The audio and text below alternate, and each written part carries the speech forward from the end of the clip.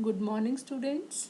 So let's start with our second chapter of chemistry, that is structure of atom. So in this chapter, we will discuss regarding the structure of the atom, how the structure of atom discovered. Okay, so first of all, we start with the Dalton's atomic theory. You have studied this Dalton atomic theory in your ninth class, and you have studied various postulates related to that theory.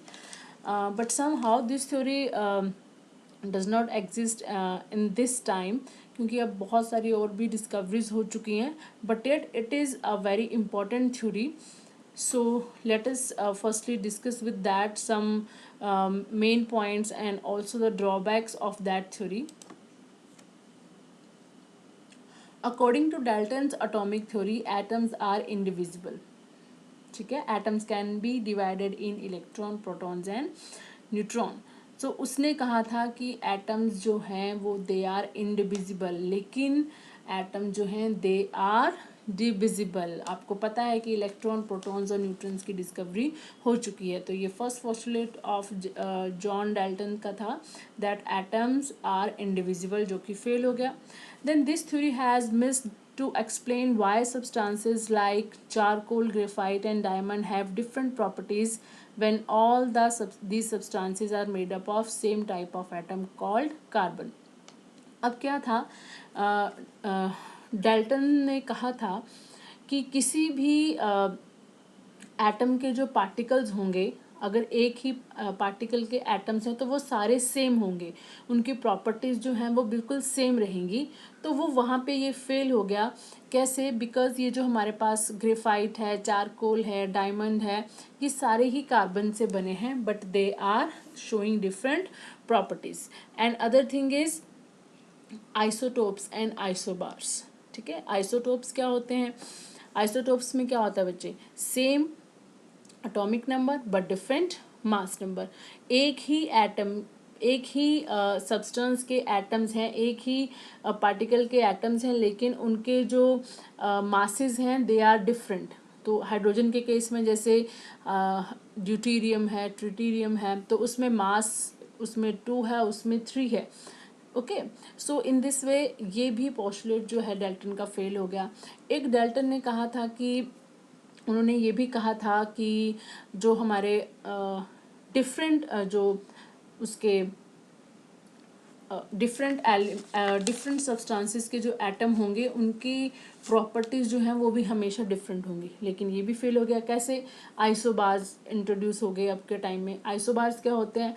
Having same mass number but different atomic number. Means atomic number different means they are different atoms of the different element, but yet their mass numbers are same. Means they are resembling to each other, जबकि वो different elements से related atoms हैं.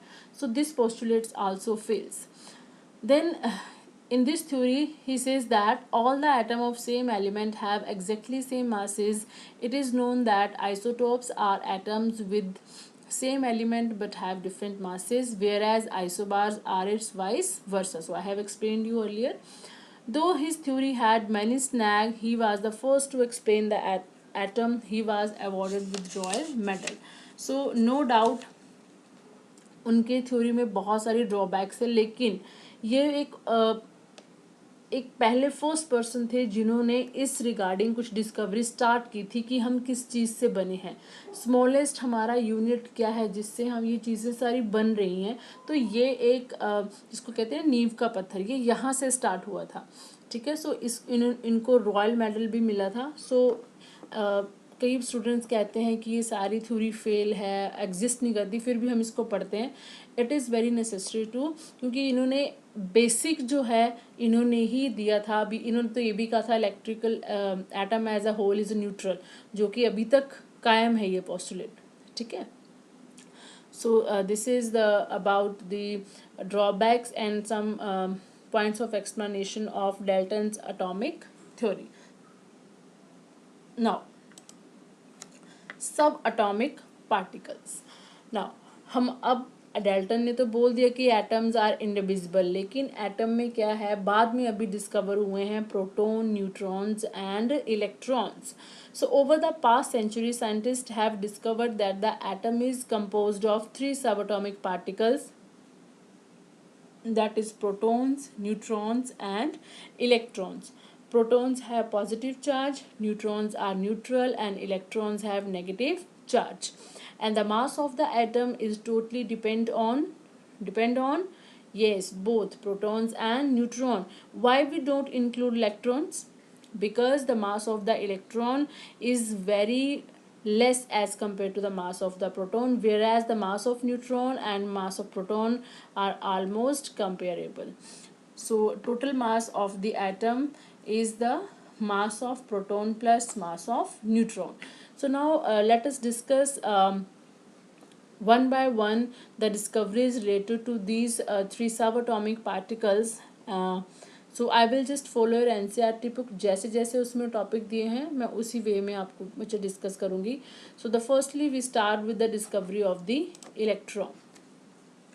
सो discovery of electron कैसे start हुई, let us start it. So we start with the discovery of the electron. The Michael Faraday, I think near about in 1830, showed that when we electricity is passed through a solution, what happen?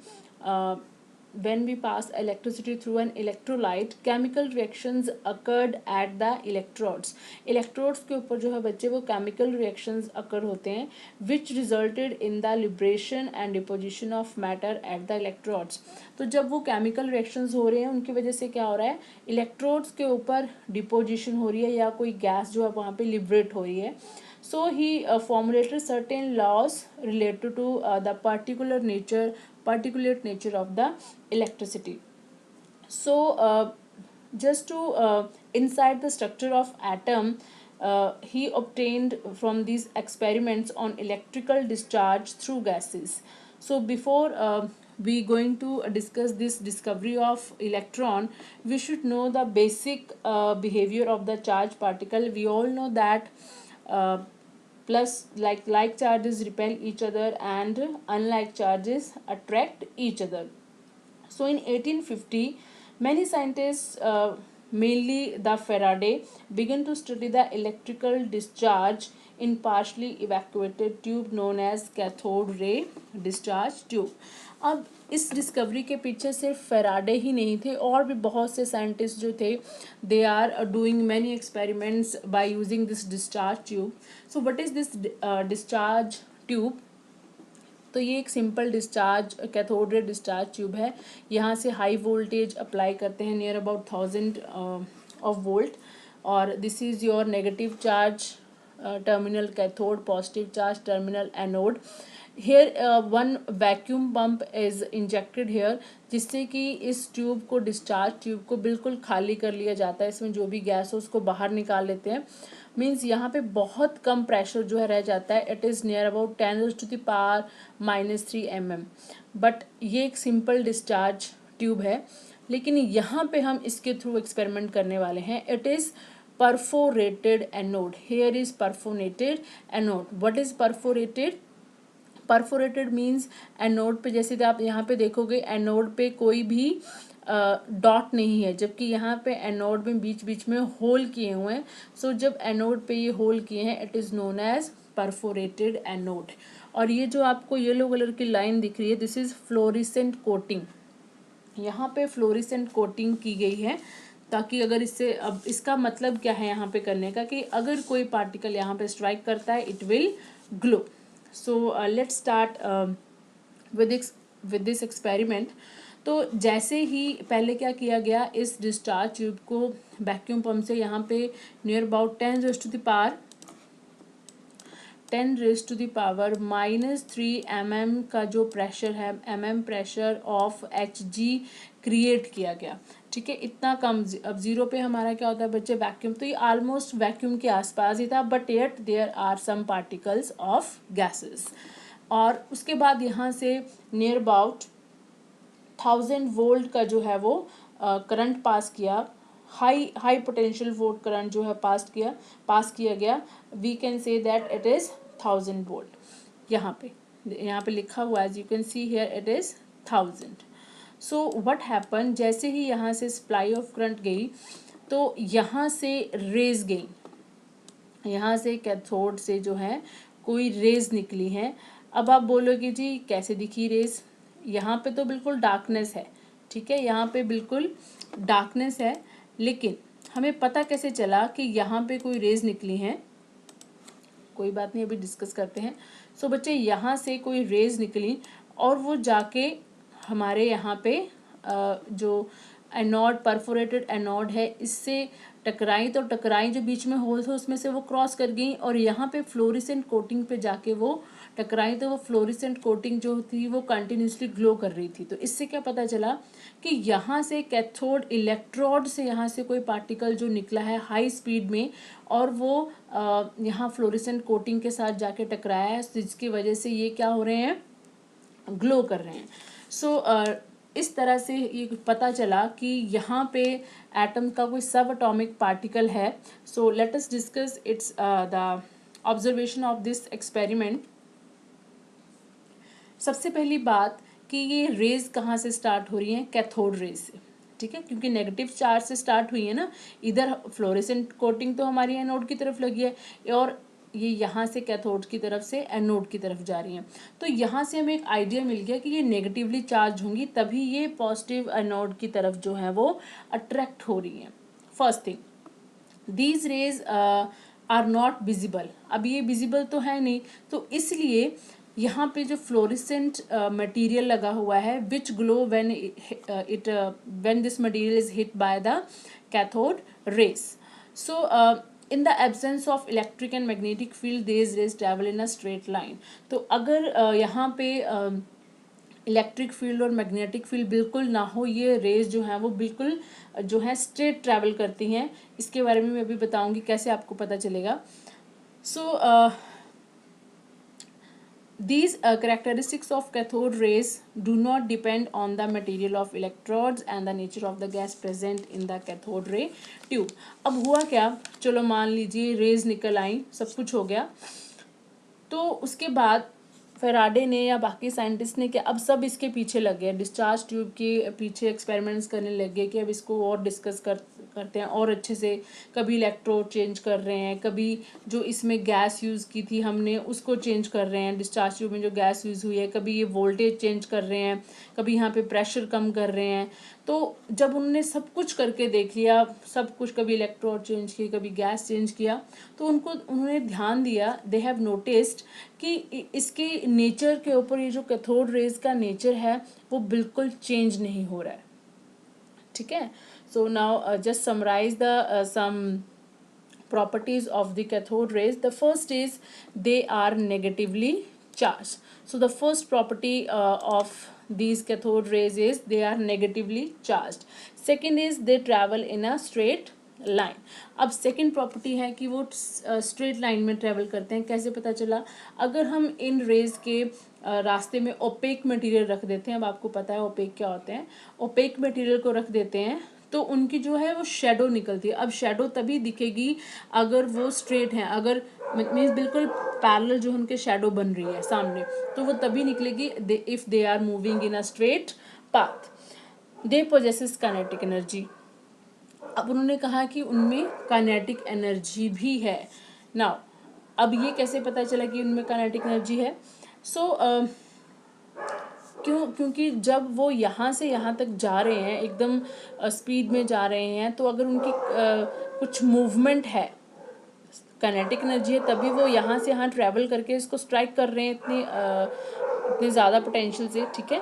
So this way they come to conclusion that they possesses some kinetic energy and then they said they are made up of small particles. उन्होंने ये भी कहा कि they are made up of small particles. तो वो कैसे पता चला? क्योंकि अगर इनकी काइनेटिक एनर्जी है, it means they have small particles, क्योंकि अगर पार्टिकल हैं तभी काइनेटिक एनर्जी जो है it is possible.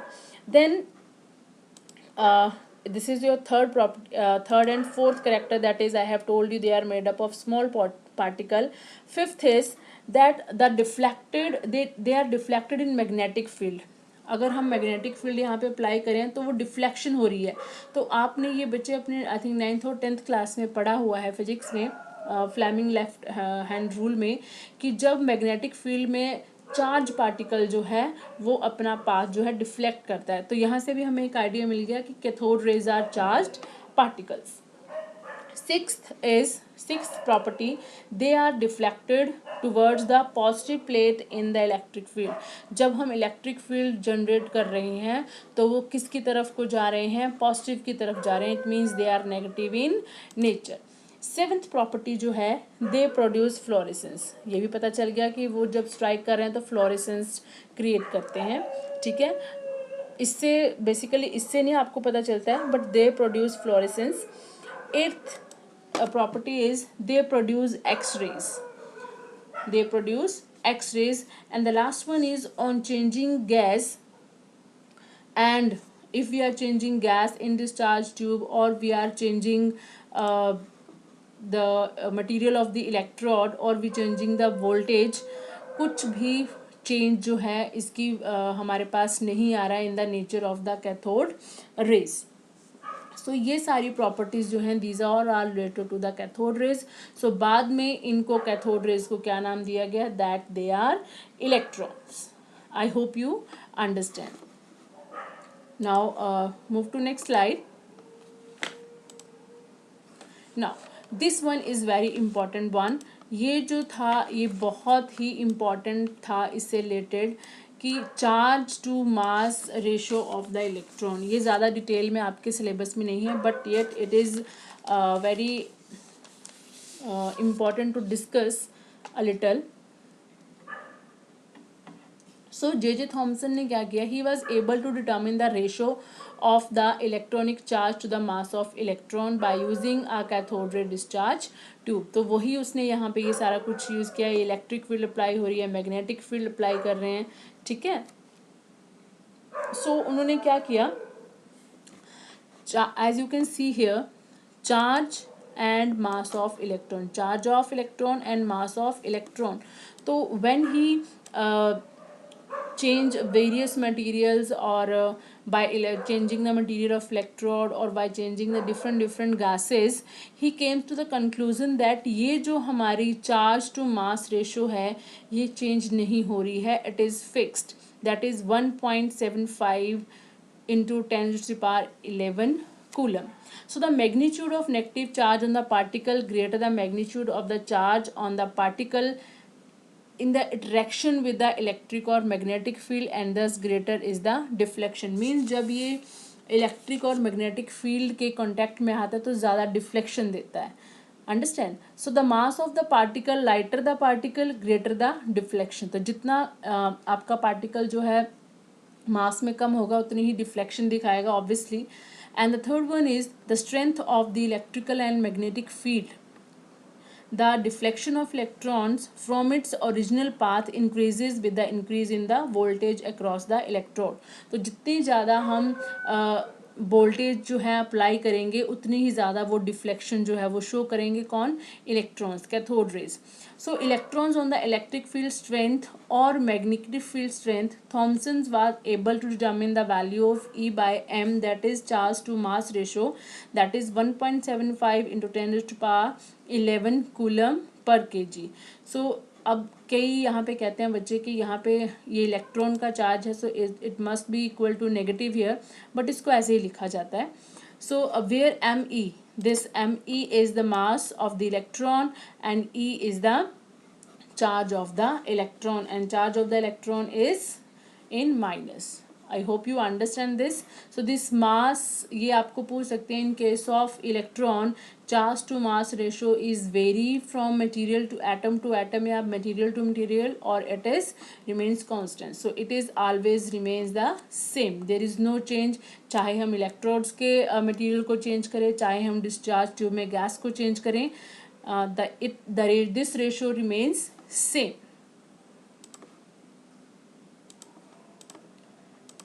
Next is charge on the electron and mass of the electron. ये छोटा सा थोड़ा सा टॉपिक है, इसके बारे में हम पढ़ लेते हैं। So charge of electron is -1.6 into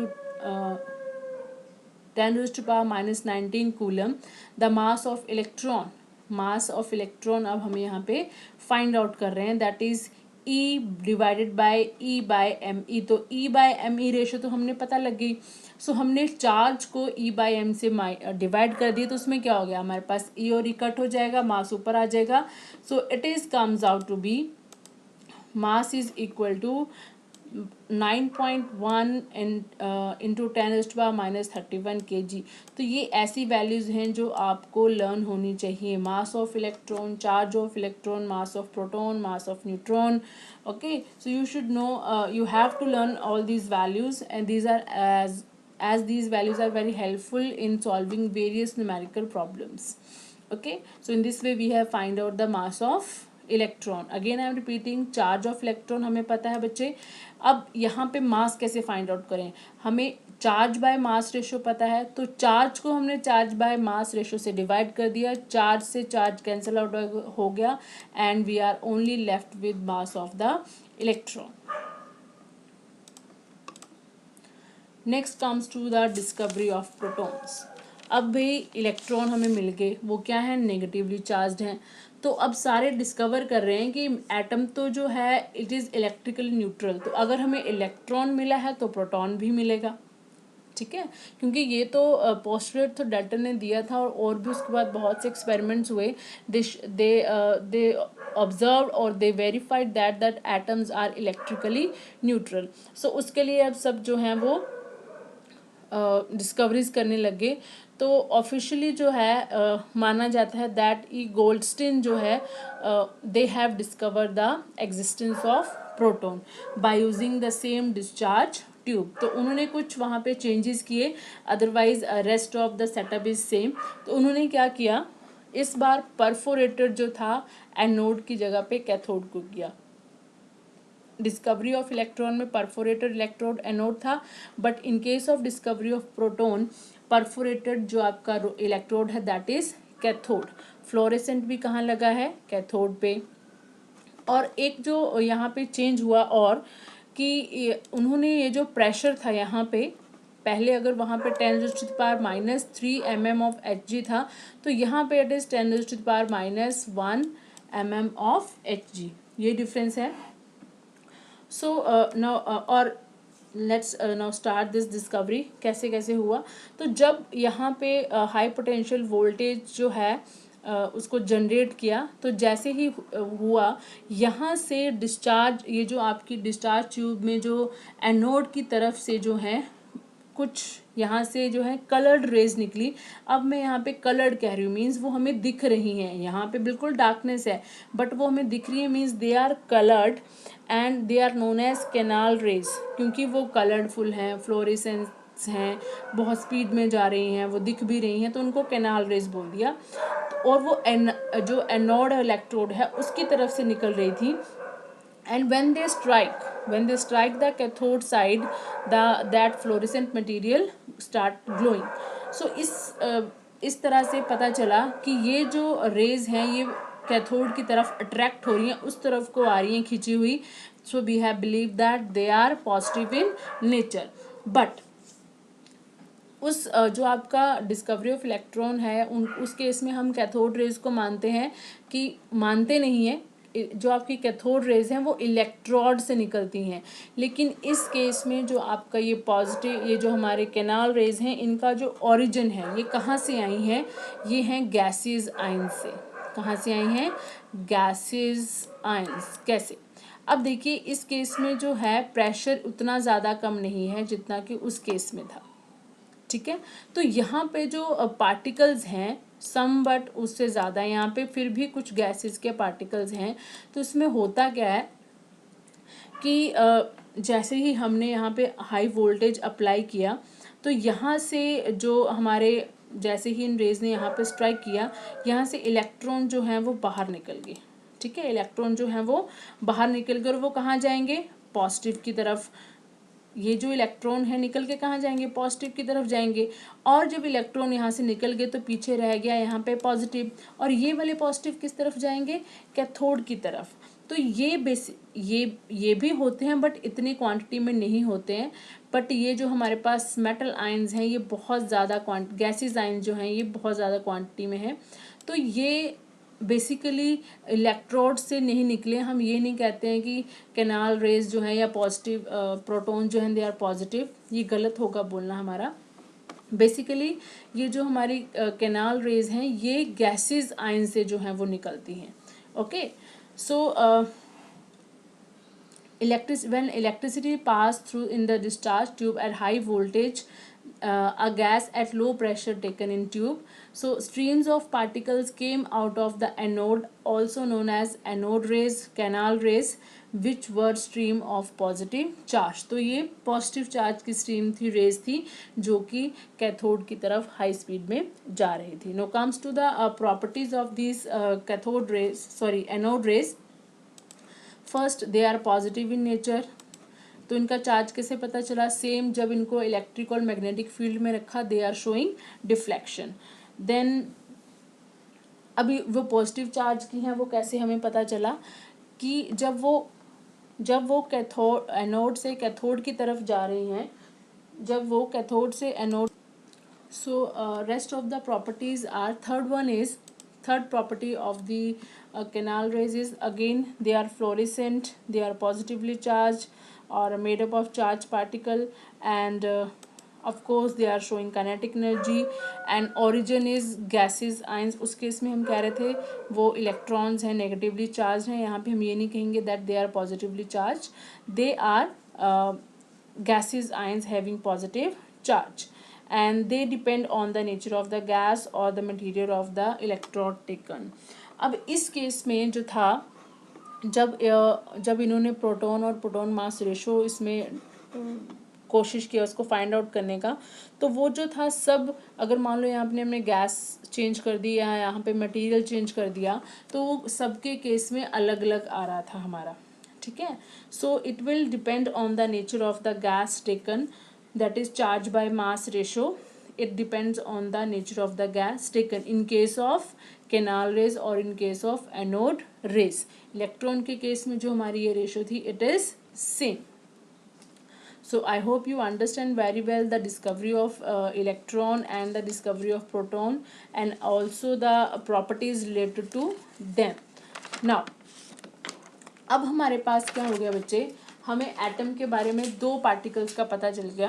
that atom में एक तो इलेक्ट्रॉन है and other is proton. So we have confirm that atom is electrically neutral, क्योंकि इलेक्ट्रॉन ने प्रोटॉन के चार्ज को जो है वो कैंसिल आउट कर दिया. सो लेकिन again they are confused related to this mass and charge and mass ratio. So they said that when charge and, अब उन्होंने सोचा कि अगर ये सबके लिए अलग अलग आ रही है then when it will be maximum, किस केस में ये मैक्सिमम आती है. तो ऑब्वियसली अगर if we are taking here charge upon mass, ठीक है, सो तो जिसका मास सबसे कम होगा उस केस में ही हमारा चार्ज बाय मास रेशो ज़्यादा होगा. सो हाइड्रोजन के लिए जो था ये वैल्यू हमारा मैक्सिमम आ रही थी, हाईएस्ट वैल्यू आ रही थी, because hydrogen is the lightest gas or it has minimum mass. So in case of hydrogen, anode rays are made up of protons. तो इस सिर्फ हम हाइड्रोजन के केस में कह सकते हैं कि जो हमारी एनोड रेज हैं they are made up of protons. क्यों हम ऐसा कह रहे हैं? बिकॉज बच्चे इन केस ऑफ हाइड्रोजन, मान लीजिए हाइड्रोजन का एटम है, इसमें एक प्रोटॉन है यहाँ पे और इलेक्ट्रॉन जो है यहाँ पे साइड में रिवॉल्व कर रहा है. सो बेसिकली बट हैपन, जब हमने यहाँ पे इलेक्ट्रिक फील्ड अप्लाई किया, इलेक्ट्रॉन कहाँ जाएगा? एनोड की तरफ, पॉजिटिव चार्ज की तरफ, और यहाँ पे जो पॉजिटिव न्यूक्लियस वाला पार्ट है वो कहाँ जाएगा? कैथोड की तरफ. ठीक है, सो इस केस में हम कह सकते हैं कि ये जो पॉजिटिव है it is made up of proton, it is made up of proton only in case of hydrogen. So again the now just go to another discovery, that is discovery of the neutron.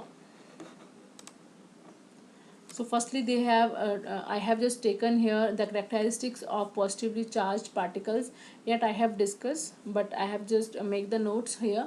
unlike cathode rays, mass of positively charged particles depend on the nature of the gas present in the cathode ray tube. These are simply the positively charged gases, ions. So they have said they are gases, ions. ये नहीं कहा है कि वो protons हैं. Okay, so the charge to mass ratio of particles depends on the gas from which these originate. जबकि हमारे cathode rays में ऐसा बिल्कुल नहीं था.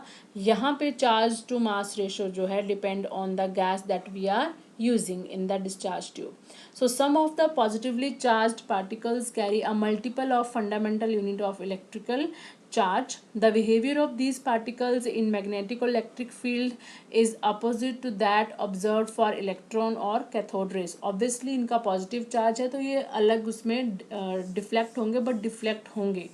ठीक है, being opposite in charge they are showing opposite deflection. Next is a very interesting discovery of the neutron. अब डिस्कवरी ऑफ न्यूट्रॉन कैसे स्टार्ट हुई? ये जो कंट्रीब्यूशन है ये चैडविक को जाता है. He set up an experiment for the discovery of the neutron. तो यहाँ पे हमें ज़रूरत क्यों पड़ी डिस्कवरी ऑफ न्यूट्रॉन की? ये स्टार्ट हुआ बच्चे with the comparison of hydrogen and helium. So let us start the comparison of hydrogen and helium. ये हमारे पास हाइड्रोजन है and this is helium. So we all know that it's atomic number is 1 and it is 2. So atomic number gives the number of protons. So number of protons कितने हैं यहाँ पे? 1. And number of protons यहाँ पे कितने हुए? 2. So mass of 1 proton is taken as 1 unit. ये हम फर्स्ट यूनिट में पढ़ चुके हैं. और उसी केस में तो हीलियम का मास कितना होना चाहिए? 2 यूनिट. यही होना चाहिए ना. ठीक है. सो बिकॉज मास ऑफ जो मास किसी एटम का है सिर्फ वो प्रोटॉन की वजह से ही होता है. इलेक्ट्रॉन को हम नहीं काउंट करते हैं in mass because the mass of the electron is very less as compare to mass of the proton. It is I think mass of proton जो है, not I think, it is fact that mass of proton is 1 by 1837 the mass of electron. Okay, so mass of proton जो है not 1, यहाँ पे 1 नहीं आएगा, 1837 times the mass of electron. तो mass of electron को जब हम इस टर्म से मल्टीप्लाई करेंगे then we get the mass of proton. So इतना कम होता है. that is why we are not considering the mass of electron in the mass of the atom, total mass of the atom. So ये सोचा गया कि अगर hydrogen में 1 proton है, हीलियम में 2 प्रोटॉन है, तो यहाँ पे 1 यूनिट मास होना चाहिए, तो यहाँ पे 2 यूनिट मास होना चाहिए. सो उन्होंने क्या स्टडी शुरू की? उन्होंने सोचा कि अगर हम मान लीजिए ये हमारा एक बैलेंस है. ठीक है. यहाँ पे if we are taking here 1 atom of hydrogen, हमने हाइड्रोजन का एक atom, sorry this is of helium, और यहाँ पे हमने 2 एटम जो हैं वो ले लिए हाइड्रोजन के. आई जस्ट राइट हेयर, ये जो है आपका बच्चे हीलियम है और दिस इज योर हाइड्रोजन. तो बेसिकली ये सेम आने चाहिए क्योंकि ये दिस इट इज़ 2 यूनिट और ये 1 और 1 ये भी 2 यूनिट. तो हमारा बैलेंस जो है वो बैलेंस्ड होना चाहिए, जबकि ऐसा नहीं था. हीलियम जो था अभी भी बहुत ज़्यादा हैवी था. मीन्स ये ऐसे था हमारा बैलेंस. हीलियम अभी भी हैवी था इन 2 एटम से. तो ये फिर उसको एक्सपेरिमेंट करते गए कि कब हीलियम का जो है मास हाइड्रोजन की उसके साथ इक्वल होगा. तो they find that they again took a balance and they start balancing these atoms of hydrogen and helium. So they observed that 1 atom of helium and 1 2 3 4 atoms of hydrogen when balanced together, then this balance is balanced. So this is your helium and it is hydrogen. तो एक helium जो है वो 4 hydrogen के साथ जब उसको मतलब बैलेंस में रखा गया तब वो इक्वल उसमें आए. तो ये कन्फ्यूज़न क्रिएट हुआ कि भाई ऐसा क्यों हो रहा है, ऐसा कैसे पॉसिबल है. तो यहाँ पे एक डाउट जो है उनको जनरेट हुआ कि प्रोटॉन के मास के अलावा, इलेक्ट्रॉन का तो हम कंसीडर ही नहीं कर रहे हैं, तो प्रोटॉन के मास के अलावा भी हीलियम में कुछ और है जो इसके मास में कंट्रीब्यूट कर रहा है, जबकि हाइड्रोजन के केस में ऐसा तो हो ही नहीं रहा है। तो बेसिकली होना क्या चाहिए था, एक हीलियम जो है वो 2 हाइड्रोजन के इक्वल मास में होना चाहिए था, but it's not true experimentally. It is experimented that 1 helium is equal to 4 hydrogen atom. So यहाँ पे उनको डाउट हुआ कि there should be another sub atomic particle जिसका कि कुछ कोई मास है and it contributing mass to the atom also. और उनको बस ऐसे ही उन्होंने और भी एटम के साथ एक्सपेरिमेंट किए। So they have come to conclusion that there is some one another atom in the one another particle in the atom. इससे पहले जो थॉमसन थे उनको भी ये डाउट था, क्योंकि उन्होंने भी नोटिस किया था कि जो मास ऑफ द एटम है वो मास ऑफ प्रोटॉन के से ज़्यादा आ रहा है, जबकि इलेक्ट्रॉन का मास तो निग्लिजिबल है, we are not considering that. तो ये जो एक्स्ट्रा मास है वो कहाँ से है, बट उन्होंने उसको डिस्कवर नहीं किया था, but he has a doubt related to this. So Chadwick set up an experiment to for the discovery of the electron. Alpha particle जो थे उन्होंने प्रोजेक्ट किए towards a beryllium metal target. The emitted particles fell on an object called paraffin bags. Once it fell on the paraffin bags, it released another type of particles. Then that other type of particles were protons.